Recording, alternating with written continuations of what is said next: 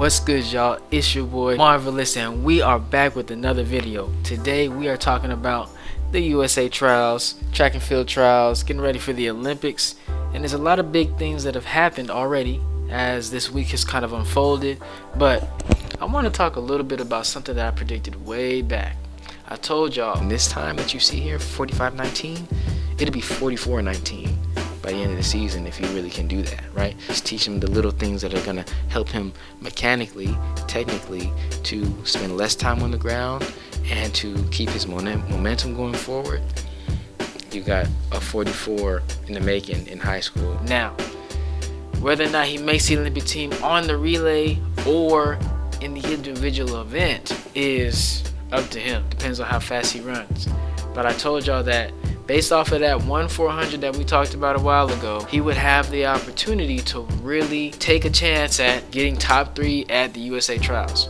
So we're about to dive into this USA Trials final. The fact that he already made the final, the fact that he ran 44 mid through 2 rounds of the USA Trials already suggests to you that this man is really ready to run. Coming from high school, he's running grown man times, as he said. It's incredible to see. So we're gonna break down this finals race, and we'll talk about just how special this really is.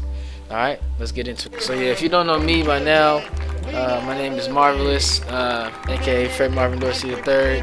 Ran in UK, had the opportunity to run for the Virgin Islands, and got a chance to really get a lot of exposure on the Olympic scene with a lot of people who were training for the Olympics, training against and running against people who were training for the Olympics. So when I speak from experience in that I know what it looks like for a runner to really be on their game, to really be ready. And that's why I say that Quincy Wilson, not only is it special what he's been doing this year, but the abilities that he has, being that he's already 16 and already running these times. I'm going to say to you guys right now, in the next 4 years, if this guy goes pro and keeps steady with the type of training that he's already doing, Quincy Wilson is going to break the 400-meter world record. He's running 44.6, 44.5 at 16 years old. It means he's a sophomore or junior in high school. He's got at least 1 or 2 years left. It's incredible. It's incredible what he's doing. So in this race, you've got a lot of different players. You got Michael Norman, Big Quincy, who used to be a 400-meter hurdler. Then you've got Matt Bowling. You've got Vernon, who's a previous LSU star and a champion in his own right. So you've got a lot of guys who could win it. You see Quincy on the inside. We talked about how if Quincy was going to be able to change his form a little bit, which he hasn't at all, he hasn't changed anything, that he would run faster. But I think the fact that he has run in a race with people who are faster than him has just made him go faster. And that's how it goes in track and field. When you're ready to run fast, you put yourself in a race where you've got guys that are most likely all faster than you or should be all faster than you. You're gonna PR. You're gonna go faster just for the fact that you in the race. So long as you're not scared, right? And Quincy is not scared. But you're running against grown men like this who have been doing this for 5 or 6 years now. You got Quincy Hall out here in all golds. But let's just go back and let's talk about this race. Just from the beginning to the end, looking at everybody and then putting this in slow-mo. Quincy Wilson in 2, which is really and truly a terrible lane draw if you think about it. The fact that he was still able to get 6th place out of that is amazing. If he would have been in lane 4 or 5, or even 3 for that matter, he probably would have gotten closer to getting top 3. But sometimes the fact that you're in lane 2 so far away from the action, it's just difficult to stay locked in and run a fast time, when a lot of the times when you're running a fast time, whether it's the 1, the 2, or the 400, if you're amongst the action, you can kind of be, the adrenaline kind of kicks up more, and you will be in the middle of the race, and that way it kind of allows you to run faster because you're not thinking about all the things that you have to do because you're running by yourself. Essentially, Quincy is back here running by himself. It's just him and this guy racing. You don't know if you're on pace with these guys up until the last turn, pretty much, right? If you're even the last turn, okay, we ran the same time, basically. Like I said, the fact that Quincy has just been able to do this is amazing. But I want to also talk about Quincy Hall and how he has really challenged the former world champion and former U.S. champion Michael Norman. Quincy Hall is in lane 8. You can see that if you're in lane 8, you're going to have to get out. You're not going to be able to see anybody inside of you to the last turn, hopefully. You want to really get out as hard as you can, but control in the 400 so that you can maintain whatever pace, whatever rhythm that you establish. But you still have to have a little bit more in the end, just in case you get past and you have to kind of turn it on a little bit more.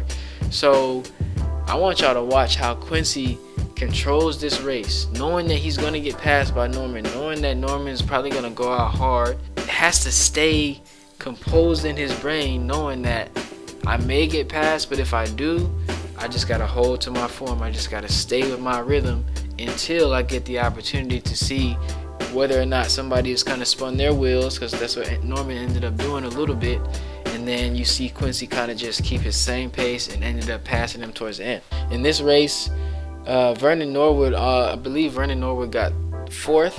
He's right here in the New Balance, like light yellow, and he's obviously chilling.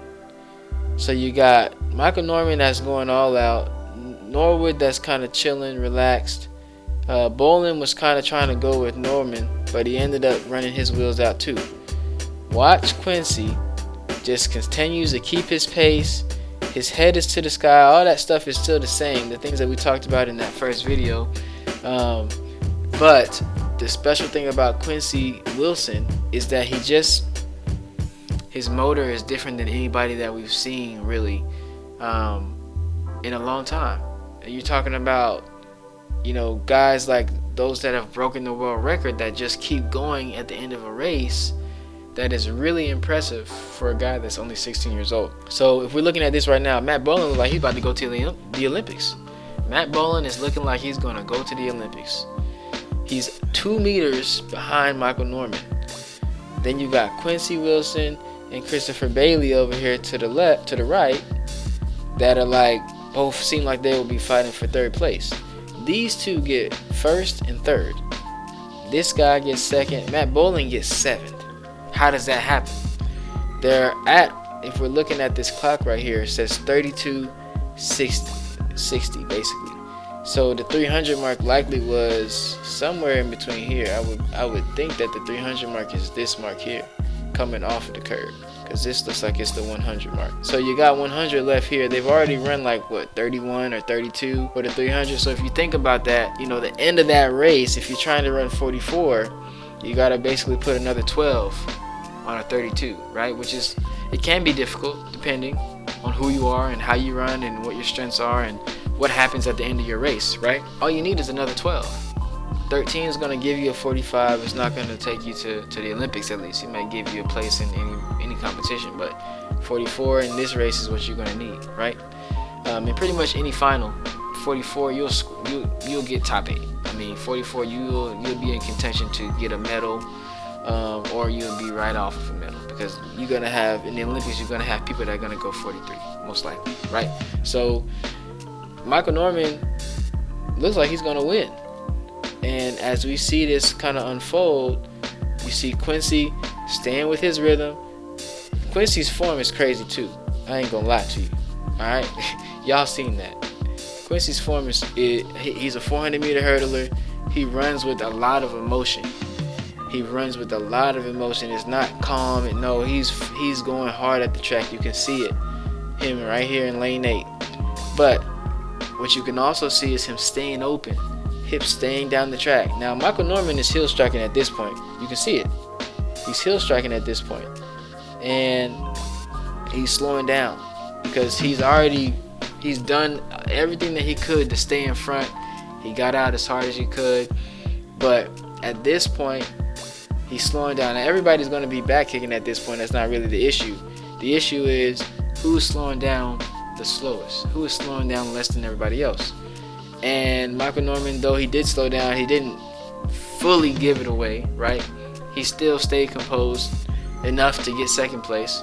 But also part of that is him not having as many 400-meter races under his belt, right? So in the Olympics, he's probably going to be one of those guys that go 43. And so is Quincy Wilson. So is Quincy Hall. Now Quincy Wilson, You can't even see him right now, but I think he's right here.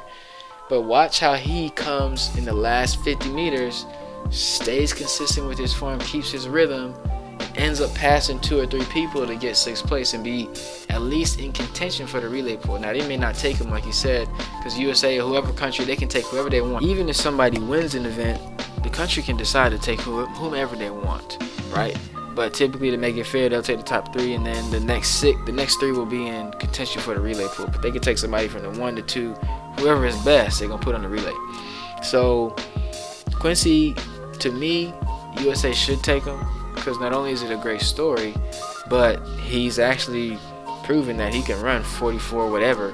And then on the relay, he's ran 44 lows or 44 mids as well this year too. So you're not gonna lose with that type of guy. At least put him in the prelims, right? But get into the rest of this race. Quincy Hall just stays with it, ends up passing Michael Norman, and Chris Bailey over here, ends up passing Vernon Norwood and Bryce Dedman, former Texas A&M guy. But as you see, Quincy Wilson is in 8th, ends up in 6th, just by finishing hard and doing what he had to do. So amazing race by Quincy Wilson, amazing race by Quincy Hall, former 400 meter guy that's now stepping into the 400 and is killing it. And I'm looking forward to seeing how this unfolds at some of these professional events moving into the Olympics, and then once the Olympics is here, I'm looking forward to seeing how these athletes are competing and who's gonna go 43. Alright, y'all, so that's it for the 400. We're gonna step over and do a couple more videos for the 100s. Y'all stay tuned. We're gonna be rolling into Olympics. Hopefully we'll have a whole bunch more videos. But yeah, God bless. See y'all next time. Peace.